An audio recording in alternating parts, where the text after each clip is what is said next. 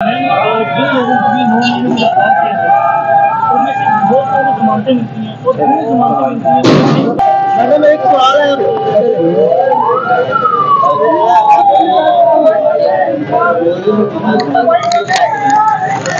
Mic पकड़, mic पकड़, mic.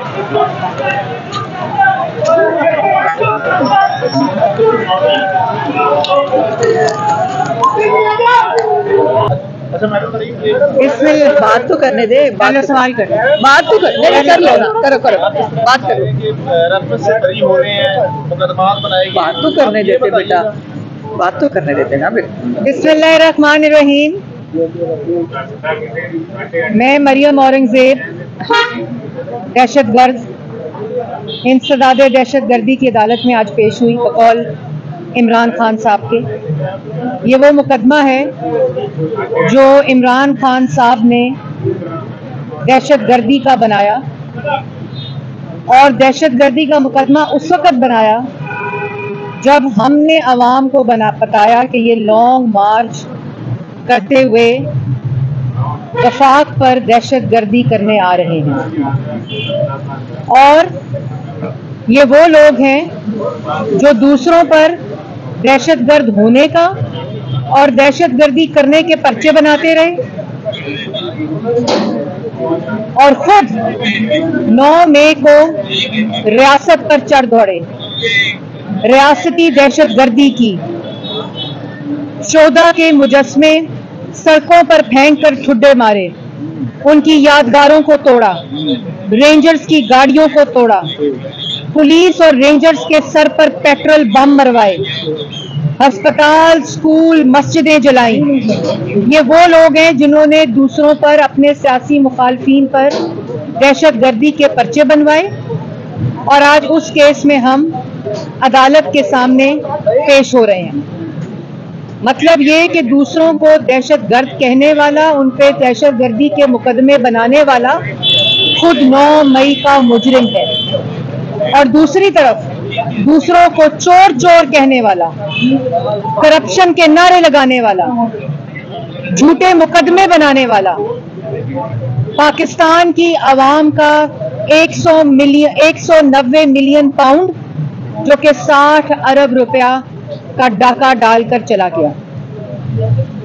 और एक तरफ नवाज शरीफ के ऊपर 3 दफा के मुंतखब वजीर आजम, वजीर आला रहे, वजीर आजम रहे 3 दफा, करप्शन का इल्जाम तक नहीं लगा सके।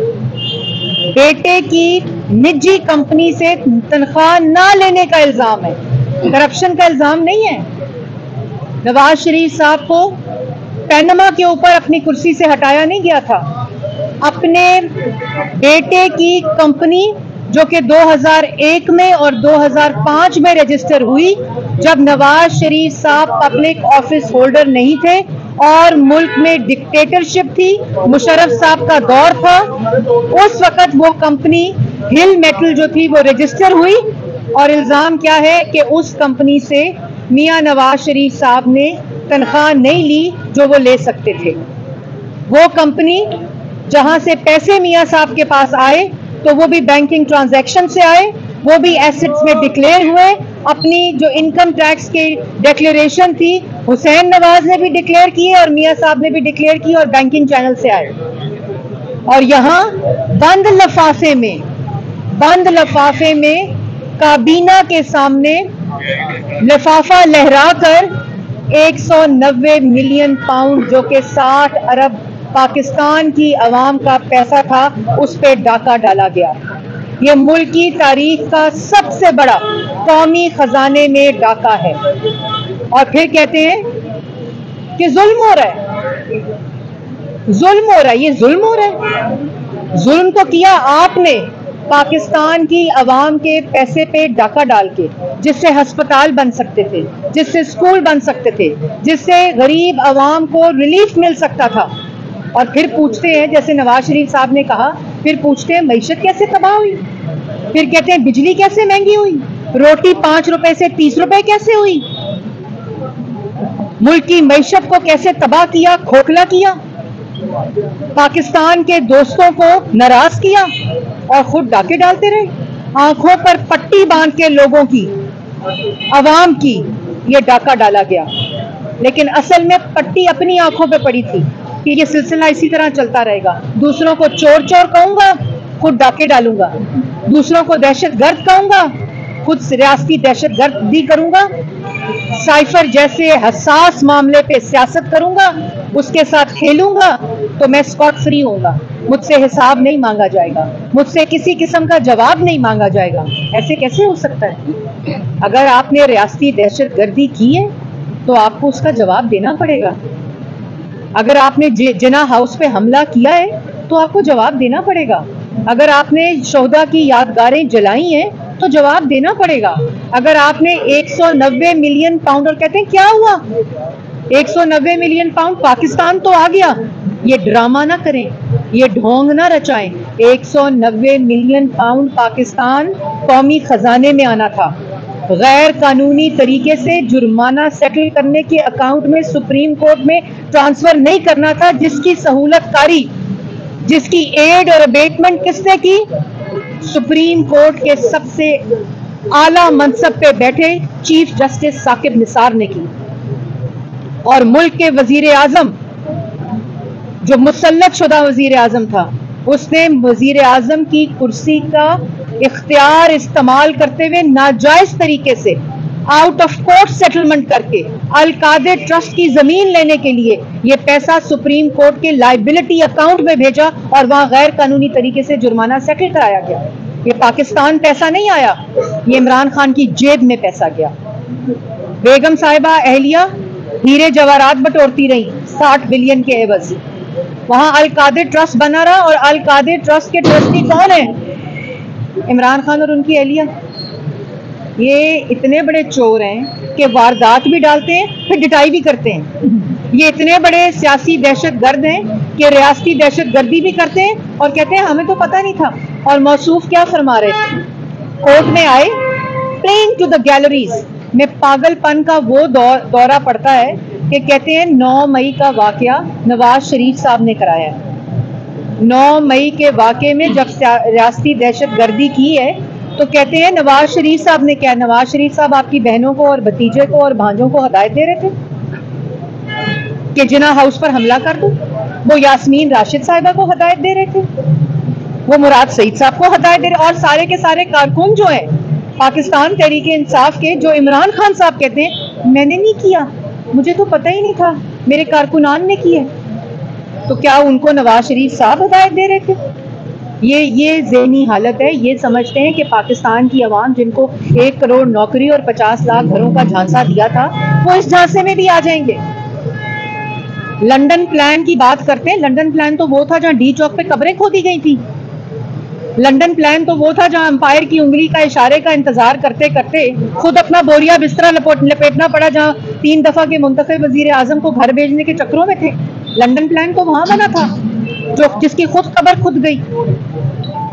ये तमाशे लाडले मियां नवाज शरीफ साहब आज तक अदालत में अपने झूठे इल्जामात, जिसमें करप्शन का इल्जाम नहीं है, उनमें अदालतों में कानून के आगे, पाकिस्तान के कानून के आगे, और जानते हुए कि पाकिस्तान के कानून ने उनके साथ क्या नाइंसाफी की है, लेकिन आज भी अदालत में बैठकर जवाब दे रहे हैं, क्योंकि उनको पता है कि ये सब झूठे इल्जामात थे, झूठे मुकदमे थे।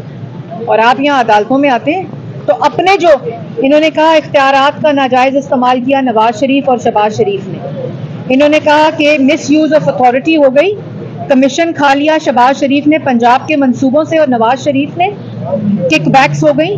लाहौर हाई कोर्ट ने कहा झूठ बोलते हैं, मोहर लगाई कि कोई करप्शन नहीं हुई। शहबाज शरीफ साहब ने पंजाब की आवाम का एक एक धेला अमानत समझ के पंजाब के लोगों की खिदमत में खर्च किया।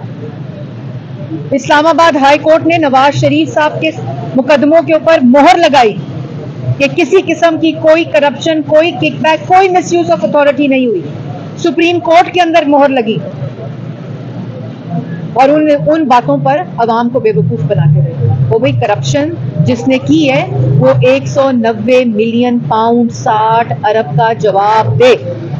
रियासती दहशतगर्दी जिसने की है वो शोहदा की यादगारों को अल्लाह माफ़ी दे। मुझे कहते हुए शर्म आ रही है, जमीन पर फेंक कर तोड़ कर उनको ठुड्डे मारते रहे और हदायत इमरान खान साहब से लेते रहे। ये वो मास्टरमाइंड था जो रियासती दहशतगर्दी के अहकामात जारी कर रहा था। ये वो सबसे बड़ा डाकू और चोर था जो 190 मिलियन पाउंड लिफाफा हिला के काबीना को दिखा के जो डील नवंबर में हुई उसकी अप्रूवल दिसंबर में लेकर गैर कानूनी तौर पर जुर्माना सेटलमेंट कराने में अल कादिर ट्रस्ट की जमीन खरीदी गई और 5 कैरेट की अंगूठियां बटोरी गई। साइफर जैसे हसास मामलात पे ये खेल खेला गया और कहते थे इससे खेलना है। ये वो लोग हैं, लेकिन पाकिस्तान की अवाम को परेशान होने की ज़रूरत नहीं है। अल्लाह ताला के फजलो करम से जिसने मईशत ठीक की थी, अवाम को रोज़गार दिया था, नौजवान को रोज़गार दिया था, मुल्क की इज्जत में इजाफा किया था, मुल्क के अंदर मेट्रोज बनाई थी, दहशतगर्दी ख़त्म की थी, 14,000 मेगावाट बिजली बनाई थी, मुल्क की तरक्की को 6.1% पे लेकर गया था, मुल्क के अंदर महंगाई को मुल्क की तारीख की सबसे कम तरीन सतह पर लेकर गया था। वो वापस पाकिस्तान आ चुके हैं। पाकिस्तान इंशाअल्लाह अल्लाह ताला के फजलो करम से 8 फरवरी को पाकिस्तान की अवाम नौजवान वोट देकर नवाज शरीफ को चौथी दफा वजीर आजम बनाएंगे। मुल्क दोबारा तरक्की करेगा, अवाम को दोबारा रोजगार मिलेगा, महंगाई में कमी होगी, बिजली की कीमत में कमी होगी इंशाअल्लाह। और इसी तरह मुल्क तरक्की करके सीपेक बहाल होगा, नौजवान को रोजगार मिलेगा, स्टार्टअप्स मिलेंगे, बिजनेस अपॉर्चुनिटीज मिलेंगी, एम्प्लॉयमेंट मिलेगी। मुल्क दोबारा से 2017 की तरह एक दफा फिर माशी इस्तेहकाम में जाएगा और ये सफर तरक्की का, जहां 2017 में साजिश के जरिए भौंडे इल्जामात लगाकर मुल्क के साथ साजिश की और नवाज शरीफ के साथ साजिश करने की कोशिश की, पाकिस्तान की अवाम के साथ साजिश की और पाकिस्तान की अवाम को उसका खमियाजा भुगतना पड़ा। आज इमरान खान साहब को महंगाई का सामना नहीं है, आज पाकिस्तान की अवाम को महंगाई का सामना है। आज इमरान खान को बेरोजगारी का, वहां से फॉरेन फंडिंग आ रही है, आज तक जो बॉट्स में और झूठे जो अकाउंट्स हैं उसमें कंट्रीब्यूट हो रहा है। आज इमरान खान को किसी बेरोजगारी का सामना नहीं है, आज नौजवान को बेरोजगारी का सामना है। लेकिन इंशाअल्लाह जैसे मैंने पहले कहा कि रोजगार भी मिलेगा, महंगाई भी कम होगी, बिजली की कीमत भी कम होगी, मुल्क दोबारा तरक्की करेगा और दोबारा पाकिस्तान एक दफा फिर पूरी दुनिया के साथ वो ताल्लुकात उस्तवार होंगे जिसकी बुनियाद मोहम्मद नवाज शरीफ साहब ने। बताइएगा कि आप दहशतगर्दी के मुकदमे में आज अदालत में पेश हुई हैं, आपके साथ ही इमरान खान की बहन उज़मा खान, अलीमा खान भी पेश हुई हैं, शाह महमूद कुरैशी के बेटे भी पेश हुए हैं। अब ये बताएं कि सियासतदानों ने दहशतगर्दी के मुकदमात भुगतने हैं तो पाकिस्तान किसने चला? देखिए बात सुने, आपने दोबारा मेरे केस को का मुआवजा कर दिया है सियासी रियासती दहशतगर्द के साथ। बात ये है कि इमरान खान तो इस रियासती दहशतगर्दी के अहकामात देते रहे और मानते हैं। उन्होंने कहा कि मेरे ऊपर अगर मैं कोर्ट बुलाएगी मुझे तो मेरे कारकुन रिएक्ट करेंगे, दोबारा भी हो सकता है और ये दोबारा भी हो गया और तैयार हो जाओ। जब वो इस्लामाबाद हाई कोर्ट जाते थे तो वो वीडियो पैगाम देते थे अपने गाड़ी से कि कारकुनों तैयार हो जाओ ये हमले करने के लिए। जब कोर्ट बुलाती थी तो क्लाशनकोफ गाड़ियों पर रख कर जाते थे और कहते थे ओए जेबा जज, मैं तुम्हें छोड़ूंगा नहीं, कभी गले से घसीटो, कभी छोड़ूंगा नहीं, कभी बम हमने तो नाम ही पेट्रोल बम का इनके तवस्सुत से सुना है। तो ये 2 मुकदमे अवाम ने दिन दिहाड़े 190 मिलियन पाउंड का डाका भी देखा है जो 60 अरब का है और दिन दिहाड़े बेरियासती दहशतगर्दी देखी है जिसका एविडेंस भी मौजूद है और जवाब देना पड़ेगा। ये मुआवजा करके, ये सियासत करके, प्लेइंग टू द गैलरीज करके, बयानात देकर आप अपने जवाबात और अपने एहतसाब से पीछे आप नहीं हट सकते। आपको हर वो इल्ज़ाम जो आप पे साबित शुदा इल्ज़ाम है उसका जवाब देना पड़ेगा। अच्छा मैडम, मेरा ये सवाल है कि गुज़िश्ता समात पर आपके नाकाबिल ज़मानत वारंट गिरफ्तारी जारी किए गए थे और ये अदालत ने हुक्म किया था कि मरियम मोहम्मद फरीद को गिरफ्तार करके पेश करें। क्या आपको गिरफ्तार करने के लिए पुलिस आई या वारंट पर अमल दरामद किया गया या आपको मुद्दा किया गया कि आपको अदालत बार बार बुला रही है और आप नहीं आ रहे? देखिए मैंने एप्लीकेशन दे दी थी और एप्लीकेशन जब आई तो मुझे वारंट्स मिल गए थे, मौसूल भी हो गए थे और उन्होंने कहा अगली पेशी पे पेश हूँ और उसी तरह मैं अदालत, मेरे पीछे कोई क्लाशनकोफ की गाड़ी नहीं है, मेरे पीछे मैंने कोई जज की अल्लाह ना करे हमारे से कभी इस किस्म की गुफ्तगू हो। मैंने अदालत में गई, हाज़िरी लगवाई, जज साहिबा वहाँ मौजूद थी। अभी भी केस के जो आर्ग्यूमेंट्स हैं वो जारी हैं और हम इसी तरह, क्योंकि हम नवाज शरीफ साहब के कारकुन हैं, उन्होंने कभी कानून हाथ में नहीं लिया और कभी पब्लिक और रियासत के इंटरेस्ट के खिलाफ कभी कोई काम नहीं किया। इसलिए मैं वहाँ आज यहाँ मैं पेश हुई हूँ, ये जो इंसदाद दहशत गर्दी टेररिज्म कोर्ट है उसके अंदर। इसी तरह रिलेटेड बात भी करेंगी, अपनी तरजीहात भी बयान करेंगी और नौजवानों को 8 फरवरी इलेक्शन की तैयारी के लिए भी जिम्मेदारियाँ देंगी।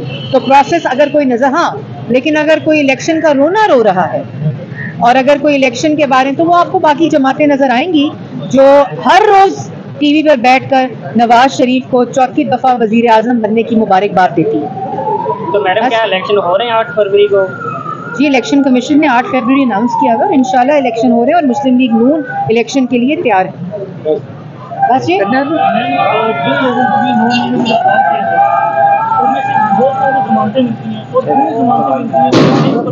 देखिए, नवाज शरीफ साहब को 7 साल के बाद जस्टिस मिल रहा है, इसलिए ये सारी बात जो है वो आपके सामने है। ये तासुर देने की जरूर कोशिश कर रही है, लेकिन इसमें कोई किसी किस्म का ऐसी बात नहीं। मैडम एक सवाल है,